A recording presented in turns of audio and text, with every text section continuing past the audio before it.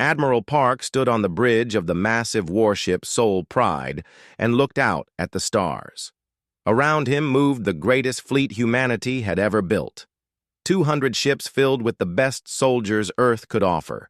Each ship carried weapons that could destroy entire cities. Each crew member had trained for years to fight the enemies of the galaxy. But today they were not alone. Flying beside the human ships were the vessels of their greatest allies, the Vortani Empire. The blue-skinned aliens had been humanity's friends for 15 long years. Together they had fought against the terrible Krex monsters that ate entire worlds. Together they had saved millions of innocent lives across the galaxy. Commander Kim walked up to Admiral Park and saluted. She was young but brave and had earned her place on this mission through countless battles. Behind her stood Lieutenant Lee, who was watching the sensor screens with careful eyes. He had noticed something strange about how the Vortani ships were, moving but had not yet spoken about his concerns.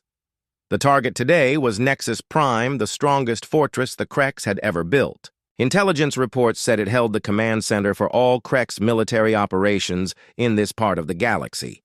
If they could destroy it, the war might finally end. Millions of humans and aliens could go home to their families. Children could grow up without fear of the Krex coming to destroy their worlds. Admiral Park activated the communication system and spoke to all the ships in the fleet. His voice carried to every human and Vortani soldier preparing for battle. We fight today, not just for our own worlds, but for every innocent life in the galaxy. The Krex have shown no mercy to anyone. Today we show them what happens when good people unite against evil. The fleet moved forward through hyperspace toward their destination. In the cargo holds, human marines checked their weapons and armor. In the engine rooms, technicians made sure every system worked perfectly. On the gun decks, soldiers loaded the massive cannons that would tear through enemy ships. Everyone knew this battle would be different from all the others. This time, they would end the war. Captain Yoon commanded the destroyer Busan Fury and had fought alongside Vortani ships many times before. She trusted her alien allies completely and had saved their lives just as they had saved hers. Her crew had served with Vortani soldiers and had learned to respect their courage and honor. The idea that anything could go wrong never entered her mind. Lieutenant Lee finally approached Admiral Park with his concerns. Sir, the Vortani ships are not holding proper formation. They seem to be leaving gaps that expose our flanks to enemy. Fire. Admiral Park looked at the tactical display and frowned. The lieutenant was right, but perhaps the Vortani had new intelligence about enemy positions. Perhaps they knew something the humans did not. The fleet dropped out of hyperspace, and Nexus Prime appeared before them. The Krex fortress was enormous, with weapons platforms and shield generators covering its surface. Thousands of enemy ships waited in defensive positions around the station. This would be the biggest space battle any of them had ever seen. The Vortani commander sent a message to all ships in the fleet. Today, we end this war forever. Fight with honor, and remember those who have fallen before us. Admiral Park smiled and ordered his ships to attack. The Soul Pride led the charge with plasma cannons firing at maximum power. Then everything went wrong. The Krex ships opened fire, but not at the Vortani vessels. Every enemy weapon focused on the human ships alone. Plasma beams and missile swarms targeted only the vessels flying Earth flags. The Vortani ships sat motionless as their supposed allies burned around them. Commander Kim stared at her screen in shock. The Vortani ships are not firing. They are just watching us die. Admiral Park felt ice in his veins as the terrible truth became clear. The blue-skinned aliens had betrayed them. 15 years of friendship had been a lie.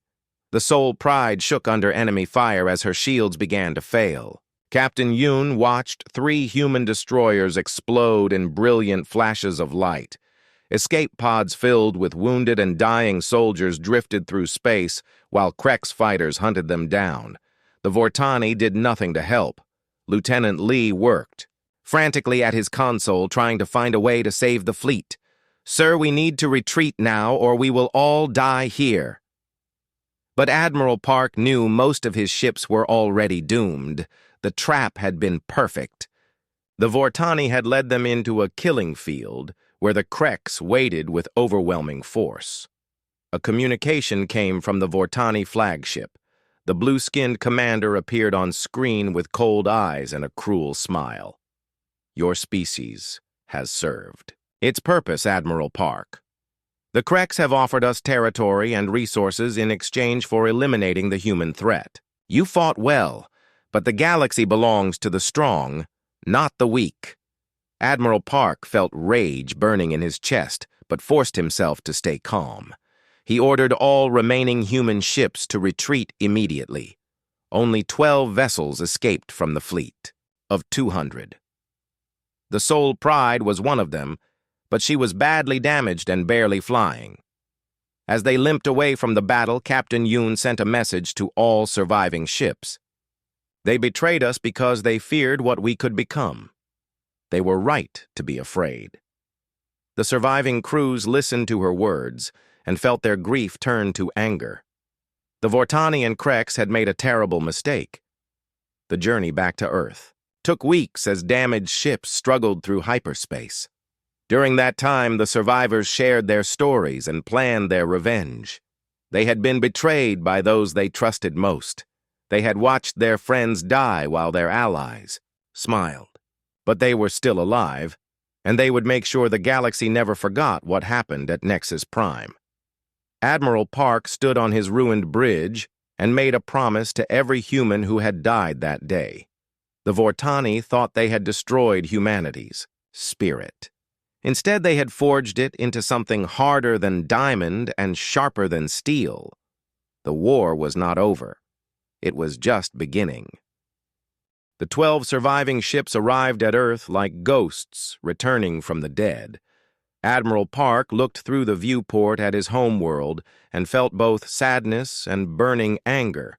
The blue and white planet looked peaceful, but that peace was about to end forever. Humanity would never be the same after what had happened at Nexus Prime. News of the betrayal spread across Earth like wildfire. Every television station and internet site showed the recordings from the battle.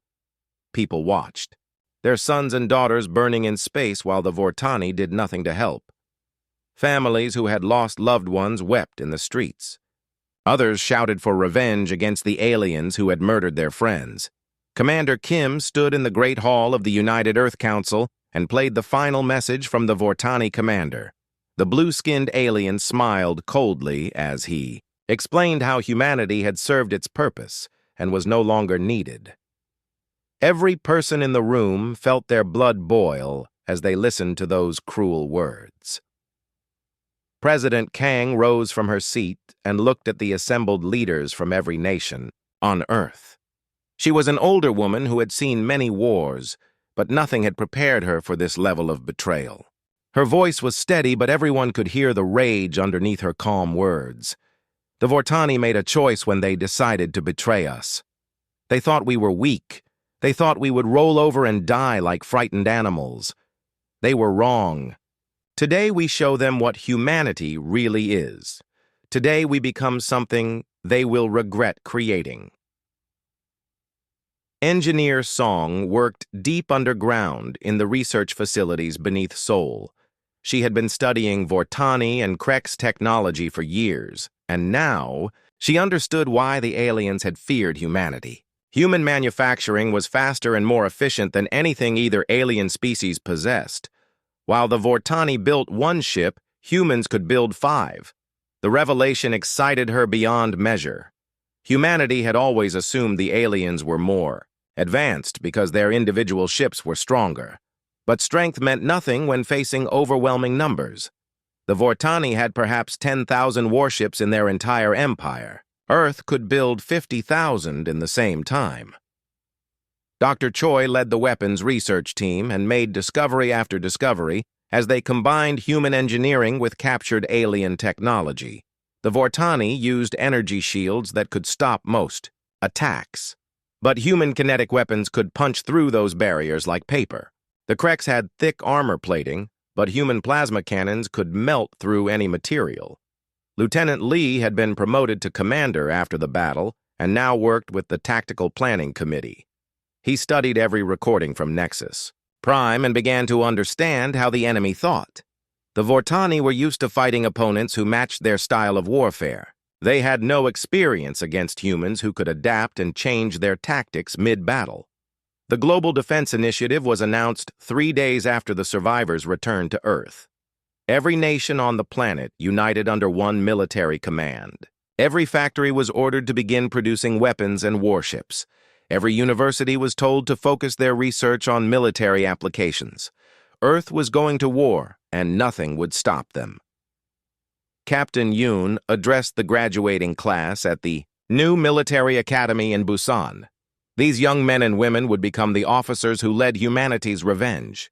They listened with fierce attention as she described what had happened to their betrayed fleet. Many had family members who died at Nexus Prime, and their eyes burned with the need for justice. The shipyards above Earth worked day and night building the largest fleet in human history. Massive orbital platforms assembled dreadnoughts that dwarfed anything the aliens had ever seen. Each ship carried more firepower than entire Vortani squadrons. More importantly, each ship was crewed by humans who would never surrender and never forgive. Major Shin trained the new generation of pilots in tactics no alien could imagine. Humans had evolved as persistence hunters who could chase their prey for days without stopping. That same endurance served them well in space combat. While alien pilots tired after a few hours, humans could fight for days without losing focus. Dr. Han made the breakthrough that would change everything when she discovered how to weaponize quantum tunneling.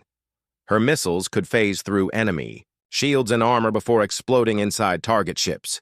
No defense could stop them, and no enemy could hide from them. The technology would give humanity an overwhelming advantage in the coming war. President Kang spoke to the entire world on the first anniversary of the betrayal. Behind her stood Admiral Park and the other survivors who had become the heroes of an angry planet. Her words were broadcast to every human settlement in the galaxy, including the colonies that the Vortani thought they controlled. 1 year ago, our enemies thought they had destroyed us. They celebrated while our people died in the vacuum of space. They divided up our colonies among themselves like we were already forgotten. They made one mistake. They left survivors who could tell the story. Now every human in the galaxy knows what really happened at Nexus Prime. The speech continued with a promise that would echo through history. We will not forgive, and we will not forget. The Vortani wanted to see what humanity could become when pushed to the edge. They are about to find out. Today, we are no longer the same species that trusted them. Today, we become their nightmare. Engineer. Kim worked on the stealth technology that would make human ships nearly invisible to alien sensors. The Vortani and Kreks relied on long-range scanning to detect threats. They would never see the human fleet coming until it was too late. Strike fast, strike hard, and vanish before the enemy could respond. 3 years passed as humanity prepared for war. The aliens assumed the humans were broken and defeated. Some Vortani leaders even joked about how easily they had disposed of their former allies. They did not know that in the asteroid fields beyond Pluto, the largest military fleet in galactic history was taking shape. The new Sol was 10 times larger than her predecessor and carried enough firepower to destroy entire planets. Admiral Park walked her halls and felt pride at what his people had accomplished. Humanity had taken their betrayal and forged it into the weapon that would reshape the galaxy. Commander Kim stood beside him and smiled grimly. The aliens had made their choice at Nexus Prime.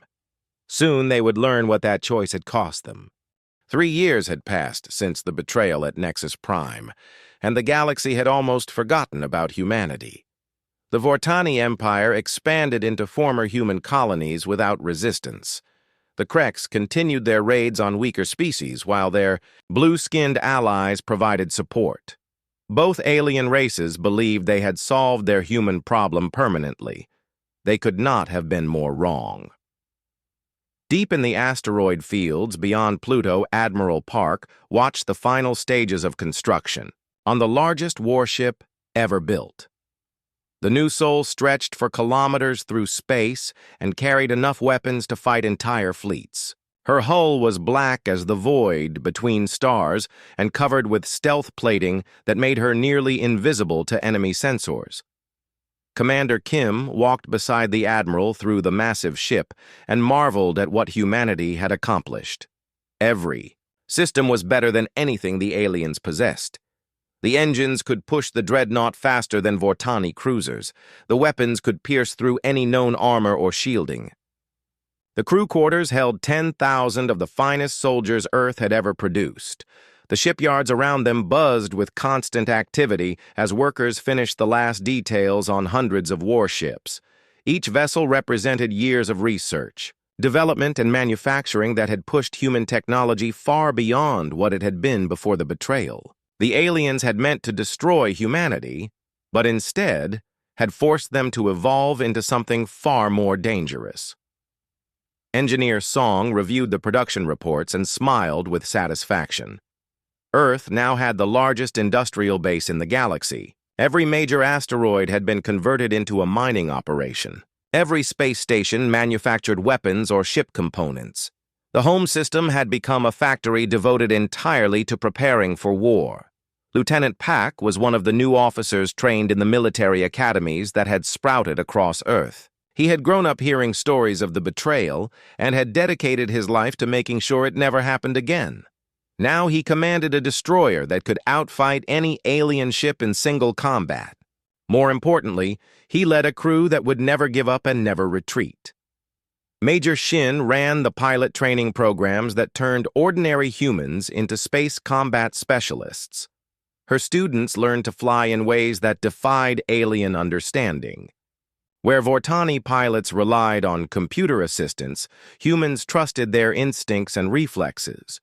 Where Krex warriors used brute force tactics, humans employed speed and cunning that left enemies confused and defeated. The training facilities on Mars had been expanded to cover half the planet. Mock battles raged constantly as human forces practiced the tactics that would devastate their enemies.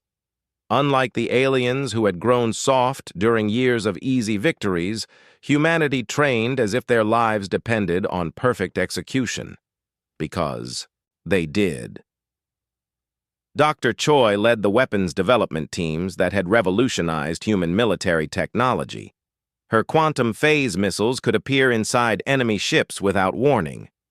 Her plasma cannons could melt through the thickest armor plating. Her shield disruptors could leave enemy vessels defenseless in seconds. Every weapon had been tested extensively and proven deadly effective.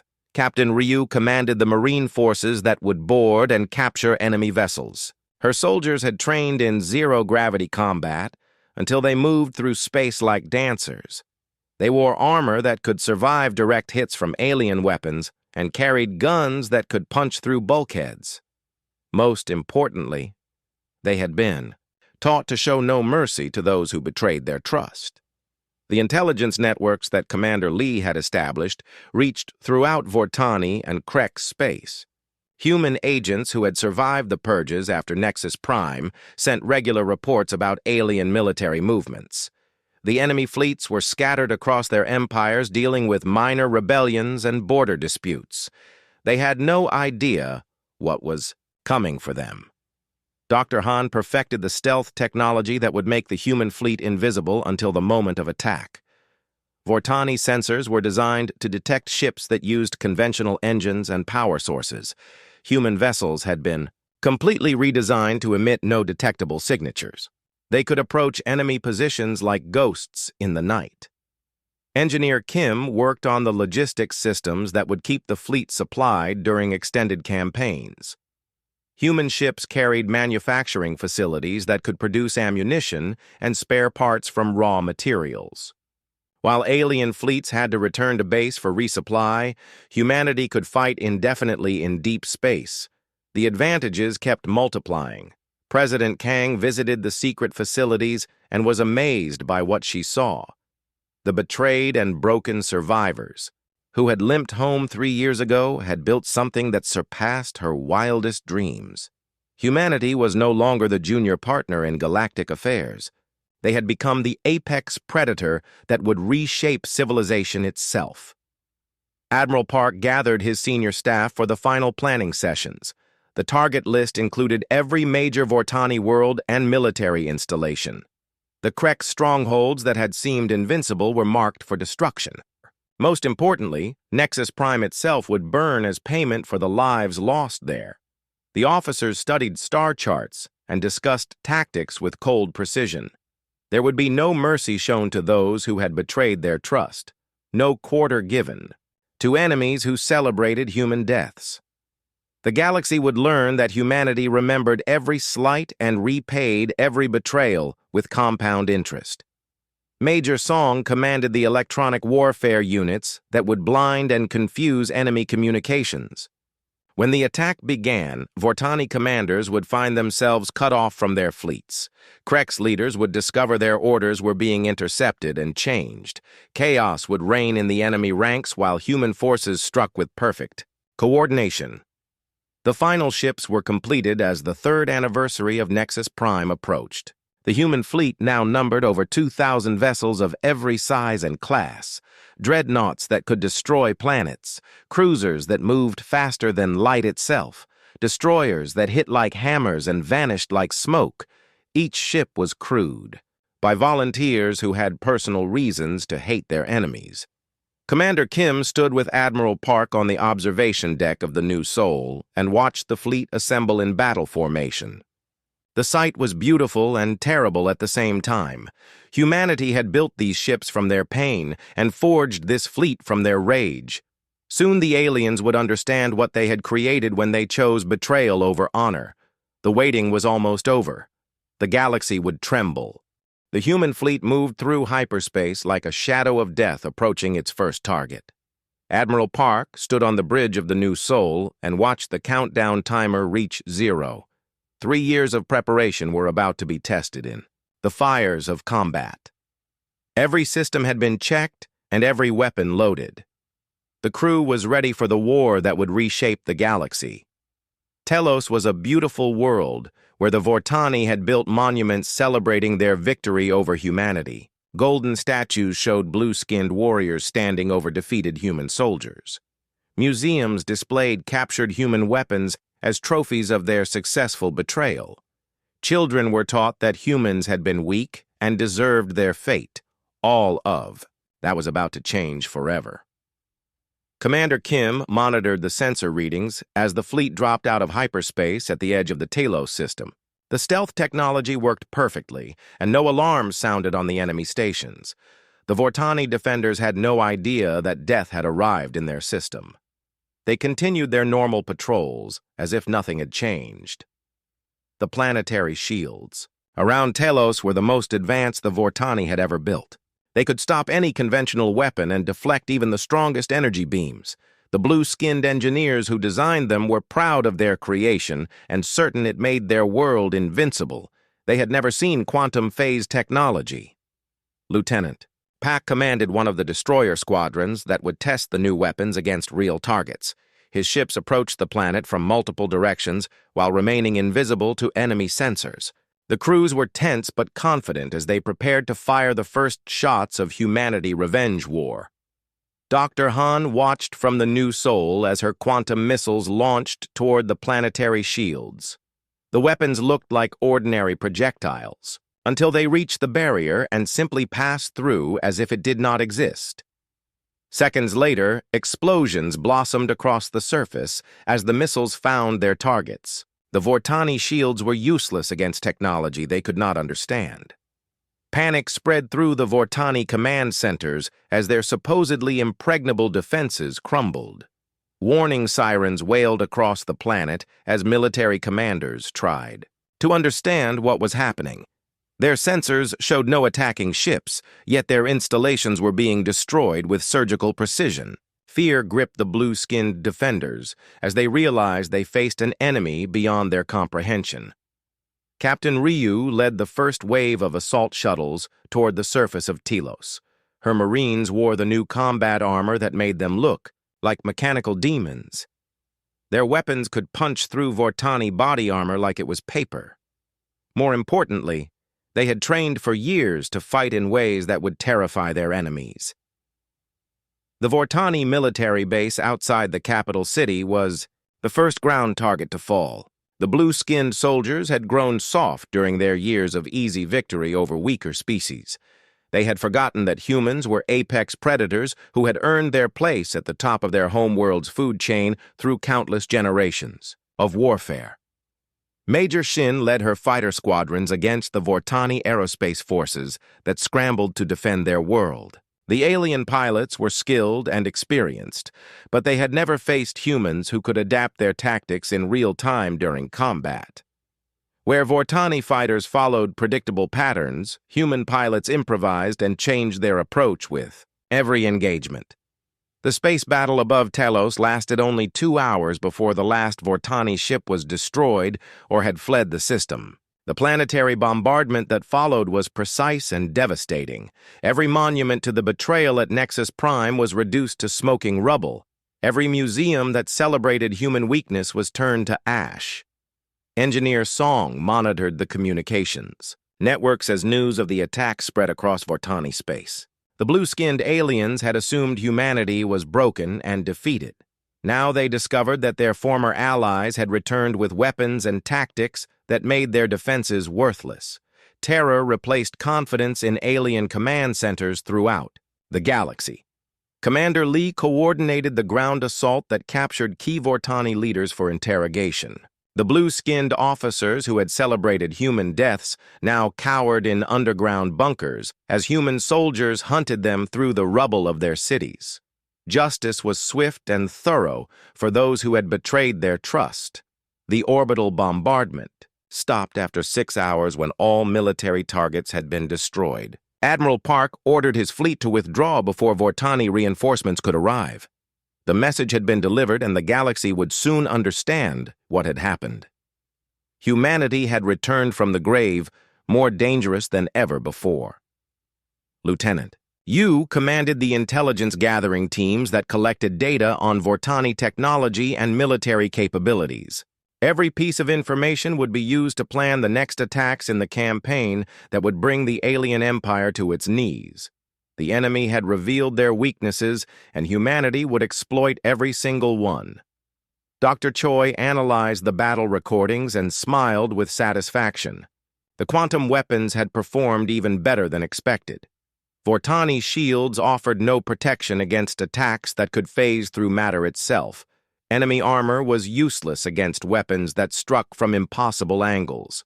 The technological advantage belonged entirely to humanity now. Captain Park commanded the Marine unit that raised the Earth flag over the ruins of the Vortani capital. The blue and green banner replaced the alien symbols that had flown there for decades. Telos was now a human world and would serve as a base for further operations against their enemies. The news of Telos spread throughout the galaxy within days. Species that had feared Vortani power suddenly realized the blue-skinned empire was vulnerable.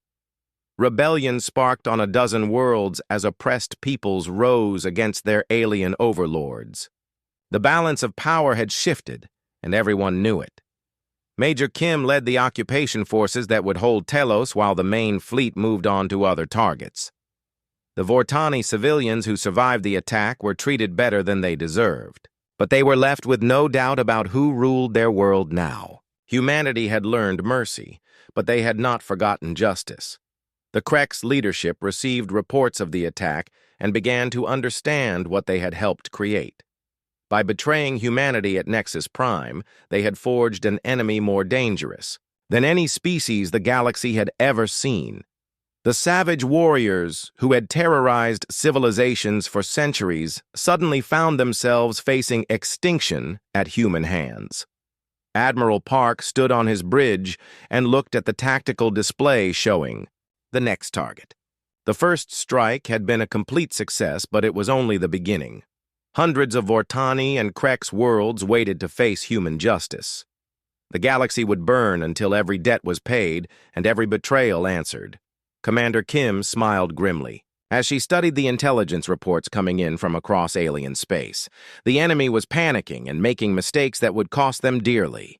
Humanity had waited 3 years for this moment, and now nothing would stop them from claiming their revenge. The combined Vortani and Krex armada that assembled at the edge of human space was the largest military force the galaxy had ever seen. 5,000 warships of every class and size gathered for what their commanders called the final solution to the human problem. The blue-skinned Vortani provided advanced technology, while their savage Krex allies contributed brute force and overwhelming numbers. Admiral Zoth commanded the Vortani forces and studied the intelligence reports about human capabilities with growing concern. The attack on Telos had revealed weapons and tactics that defied all conventional understanding. His scientists insisted that quantum phase technology was impossible, yet the evidence of its effectiveness could not be denied. General Vrak led the Krex battle fleets and cared nothing for impossible science. His warriors had conquered dozens of species through sheer aggression and superior numbers. Humans might have new weapons, but they were still the same weak creatures that had been betrayed at Nexus Prime. Numbers would tell the story, and the aliens had overwhelming advantages in ship count. The alien armada moved toward Earth with confidence born of numerical superiority. Their fleet included massive dreadnoughts that could destroy moons and carriers that launched thousands of fighters. The combined firepower could reduce entire planets to molten slag. No enemy had ever faced such overwhelming force and survived. Admiral Park watched the approaching enemy fleet from the command center hidden deep beneath the lunar surface. The aliens were making exactly the mistake he had hoped for by concentrating all their forces in one massive formation. Human scouts had tracked their movement for weeks and prepared the perfect trap. Commander Kim coordinated the defensive preparations that would turn the Sol system into a killing field. Human ships were hidden behind every moon and asteroid throughout the system. Weapons platforms disguised as mining stations waited in perfect silence. The enemy would find no easy victory when they reached Earth. The Vortani scouts reported that human defenses appeared minimal and scattered. A few patrol ships orbited Earth, while construction platforms seemed to be building civilian structures rather than military installations. Admiral Zoth suspected a trap, but General Vrak insisted they attack immediately before the humans could strengthen their positions further. Captain Ryu commanded the stealth destroyer that shadowed the alien armada as it entered the outer system. Her ship remained invisible to enemy sensors, while she transmitted targeting data to every human vessel waiting in ambush. The aliens had no idea they were walking into the most carefully prepared battle in human military history. The enemy fleet reached the orbit of Mars before Admiral Park gave the order to spring the trap. Human ships decloaked throughout the solar system and opened fire simultaneously. The new Sol emerged from behind the largest Martian moon with her quantum weapons, already charging. The battle for Earth had begun. Lieutenant Pack led his destroyer squadron in the opening attack that caught a Krex battle group completely by surprise. The savage aliens had expected to face the same broken humans they remembered from Nexus Prime. Instead, they found warriors who had spent 3 years perfecting the art of space combat. Human ships struck like lightning and vanished before return fire could lock onto them. Dr. Han watched her quantum missiles phase through enemy shields as if they did not exist.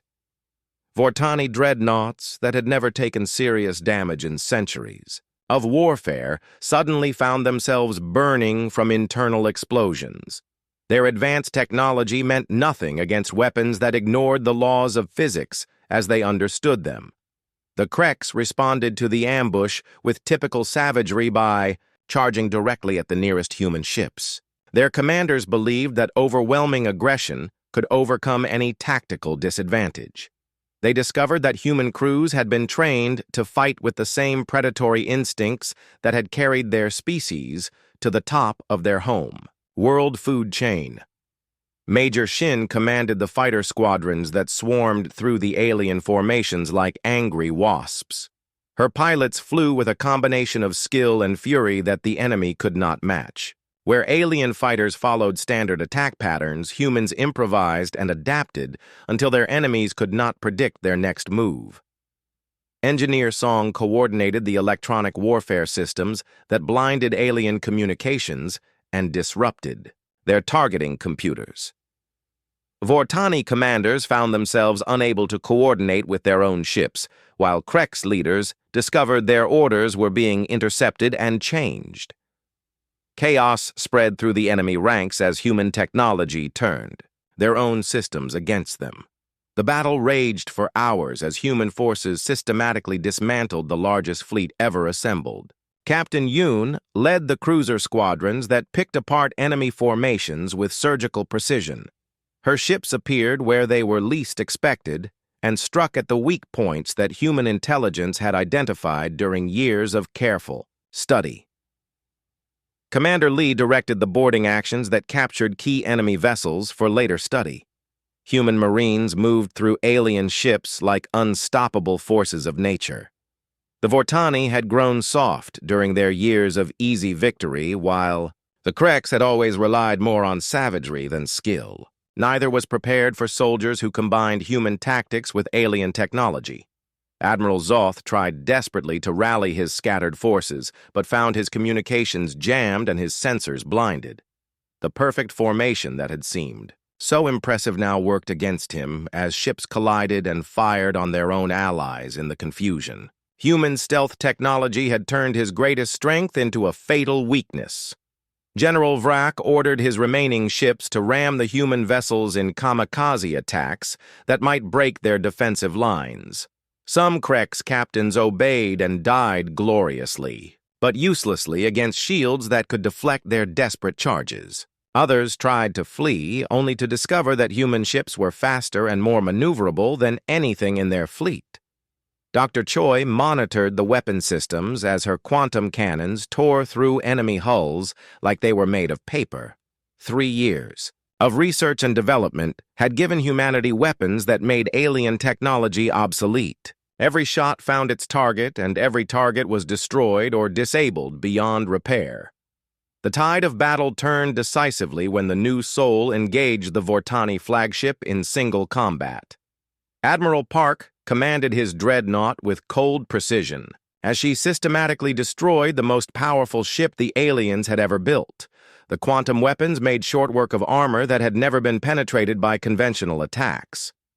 Captain Park led the final assault that shattered the last organized resistance in the alien armada. His Marines boarded the Krex command ship and captured General Vrak alive for interrogation. The savage warrior who had terrorized the galaxy for decades now cowered before human soldiers who showed him exactly how predators were supposed to fight. The Battle of Sol ended after 6 hours with the complete destruction of the enemy fleet. Less than 100 alien ships escaped from the force of 5,000 that had approached Earth with such confidence. The survivors fled in terror, carrying news that would reshape every calculation in the galaxy. Admiral Park stood on his bridge and watched the wreckage of the alien armada drift through space around his home world. Debris from thousands of ships created a metallic cloud that would orbit Earth for generations as a monument to human victory. The betrayal at Nexus Prime had been answered with interest. Commander Kim began planning the pursuit operations that would hunt down the surviving alien forces throughout the galaxy. The enemy had revealed their full strength and lost it in a single battle. Now humanity would press their advantage until every world that supported the betrayal paid the ultimate price. The galaxy had learned what happened when humans were pushed beyond their limits. The lesson would not be forgotten. 5 years had passed since the Battle of Sol, and the galaxy was unrecognizable from what it had been before. The Vortani Empire that had once ruled dozens of star systems was now nothing more than scattered refugees hiding in the dark spaces between civilizations. Their blue-skinned survivors spoke in whispers about the human monsters that had destroyed everything they held dear. Admiral Park commanded the largest fleet in galactic history as it swept through former alien territories. like an unstoppable tide. Every world that had celebrated human defeat at Nexus Prime now flew Earth flags and followed human laws. The species that had betrayed humanity learned too late what price such treachery carried. The Kreks had retreated to the Galactic Rim, where they scratched out a miserable existence on barren worlds that no one else wanted. The savage warriors, who had terrorized civilizations for centuries, now jumped at shadows and fled from their own reflections. They had learned that there were predators in the galaxy far more dangerous than they could ever be. Commander Kim walked through the halls of the orbital station above New Geneva and marveled at how much had changed. Representatives from dozens of species waited patiently to request audience with human leaders. The same aliens who had ignored humanity for decades now begged for protection and alliance against their former Vortani and Kreks oppressors. President Lee stood in the Grand Assembly Chamber where the new galactic government was taking shape. The old councils that had excluded humans were gone forever. In their place rose institutions based on human values of justice, equality, and the protection of those who could not protect themselves.